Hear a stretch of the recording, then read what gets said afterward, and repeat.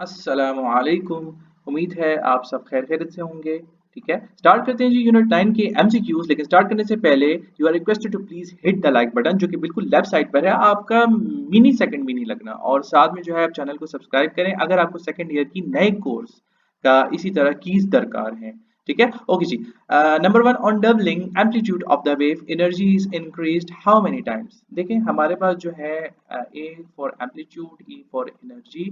वो कहता है कि अगर मैं इन एम्पलीट्यूड को डबल कर दूं, ठीक है, यानी 2 टाइम्स कर दूं, तो एनर्जी कितनी इंक्रीज होगी। अच्छा, एनर्जी जो है ना वो हमारे पास is directly related to intensity, and intensity is directly related to amplitude square. ठीक हो गया। अब हमारे पास जो है ये रिलेशनशिप है कि intensity is directly related to amplitude square. ठीक है, अब अगर मैं इंटेंसिटी को फर्ज करो डबल करता हूँ, ठीक है ना, यानी ए की बजाय मैं लगा लूँ 2a, ठीक है ना, 2a। ठीक हो गया, और इसको मैं कर दूँ स्क्वायर, तो मेरे पास क्या आ जाएगा, इंटेंसिटी मेरे पास इंक्रीज हो जाएगी 4a²। ठीक है, तो मेरे पास जो एनर्जी है वो कितने टाइम्स इंक्रीज होगी। ठीक है, 4 टाइम्स इंक्रीज होगी। Option C is the right answer. The next MCQ, two waves, ठीक है, दो वेव्स हैं, ईच विथ एम्पलीट्यूड ऑफ 0.5। इनका एम्पलीट्यूड जो है वो 0.5 है, यानी एक तरफ मेरे पास A1 है, ठीक है, उसका भी एम्पलीट्यूड 0.5 है, और A2 है, उसका भी एम्पलीट्यूड 0.5 है, are superimposed with constructive interference. ठीक है, कंस्ट्रक्टिव इंटरफेरेंस की बात हो रही है, such that they are in the phase, और वो फेज में भी हैं। What is the resultant amplitude. ठीक है ना, तो कंस्ट्रक्टिव इंटरफेरेंस में और फेज में भी है, कंस्ट्रक्टिव इंटरफेरेंस भी है। ठीक है, when they are superimposed, ठीक है, so they will be added up. जैसे ए रिजल्टेंट हम निकालते हैं, तो जी A1 प्लस A2, ठीक है, और हमारे पास 0.5 प्लस 0.5, यूनिट का खास ख्याल रखें, मीटर ही है।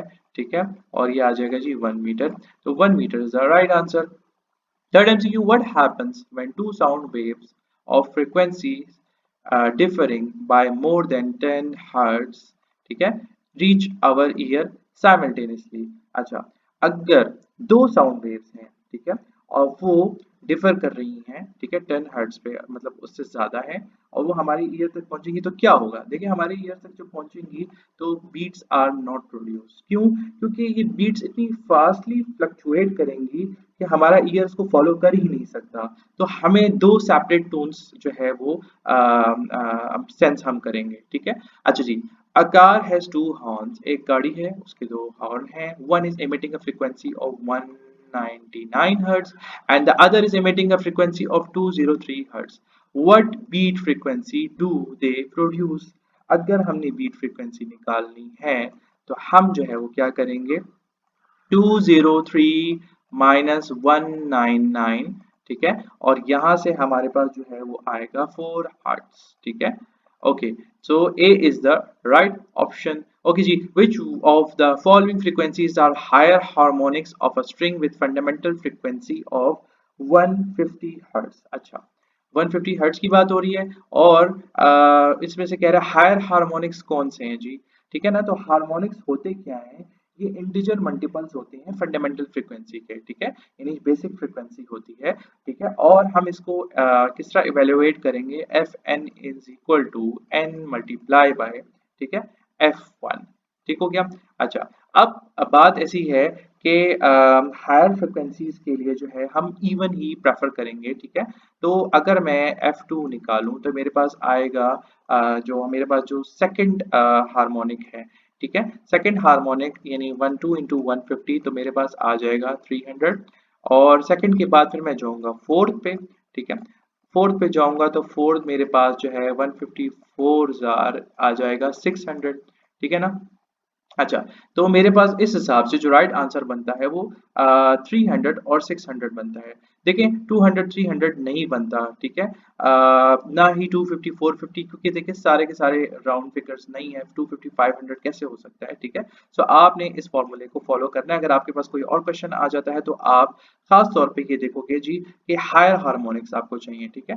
अच्छा, what is the wavelength of the third harmonic. अच्छा, अब आपसे पूछ रहा है थर्ड हार्मोनिक के बारे में मुझे क्या बताओ, वेवलेंथ बताओ ऑफ अ स्टैंडिंग वेव। अच्छा, याद रहे, गौर से पढ़िएगा, ठीक है। स्टैंडिंग वेव के बारे में बात हुई हुई है। Established on a spring of length, ठीक है, 3 metre, fixed at both ends, ठीक है ना।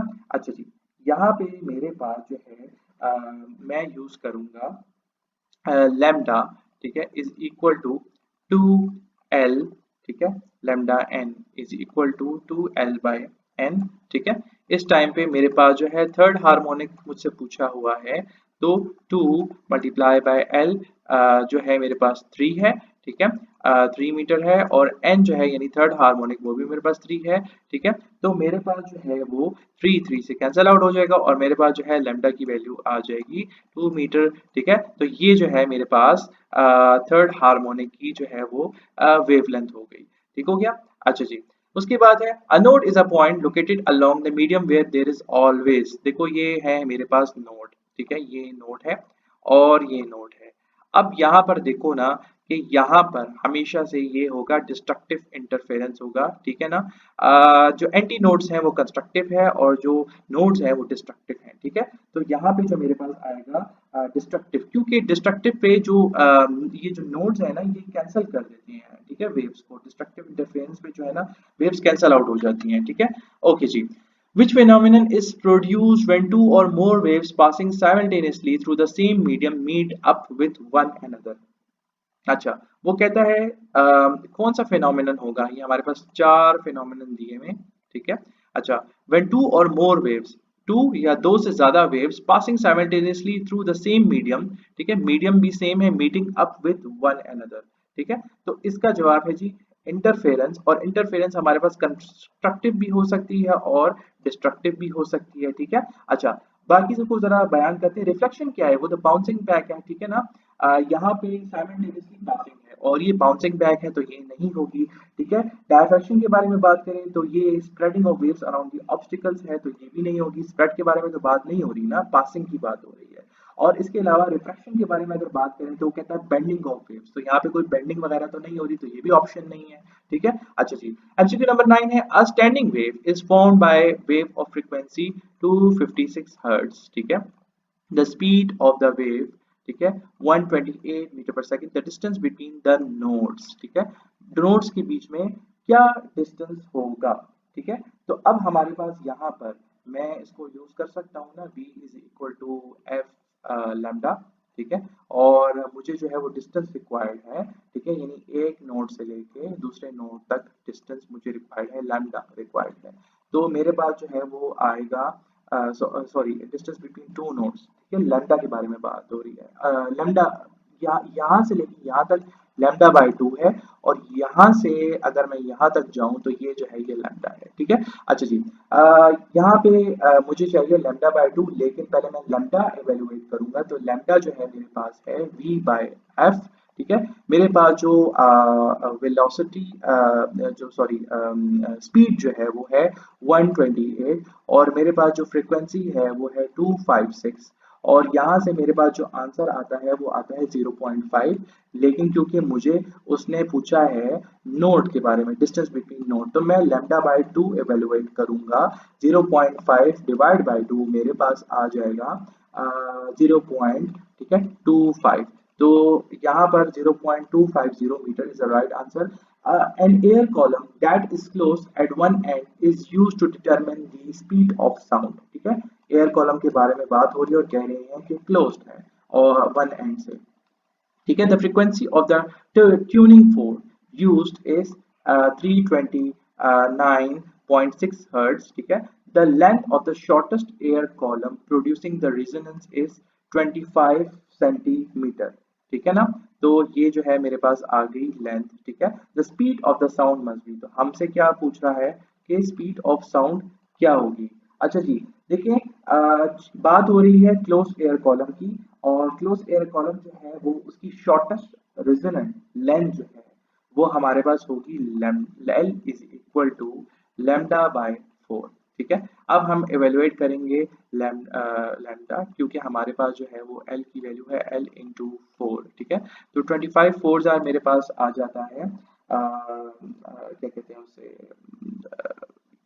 0.25 मीटर में लूंगा। ठीक है, कन्वर्ट कर दिया मैंने, सेंटीमीटर को मीटर में कन्वर्ट कर दिया। ठीक है, तो ये मैं इसको जो है मल्टीप्लाई बाय 4 करूंगा तो मेरे पास जवाब आएगा 1 मीटर। ठीक है, ये मेरे पास आ गई वेवलेंथ की वैल्यू।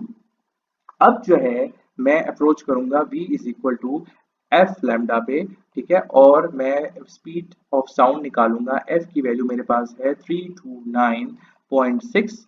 ठीक है, हर्ट्ज, और यहाँ पे मेरे पास जो है वो लैम्डा की वैल्यू है 1। अच्छा, अब मेरे पास ये जवाब में क्या आता है, जी टी 29.6। ठीक है, मीटर पर सेकेंड ही आता है, लेकिन आपको कंफ्यूज होंगे कि मेरे पास तो ये आंसर आ ही नहीं रहा। तो आपने क्या करना है कि देखना है कि यहाँ पर कोई इस तरह तो नहीं है, तो मैं इसको जो है वो 2 प्लेसेस जो है टू द लेफ्ट जब मैं ले जाऊंगा तो मेरे पास आ जाएगा 3296। ठीक है ना, और मल्टीप्लाई बाय 10⁻², मीटर पर सेकेंड। तो इससे जो है क्लोज जो है वो है 3.30। ठीक है, अच्छा जी, MCQ number 11, the intensity of beam observe through polariser.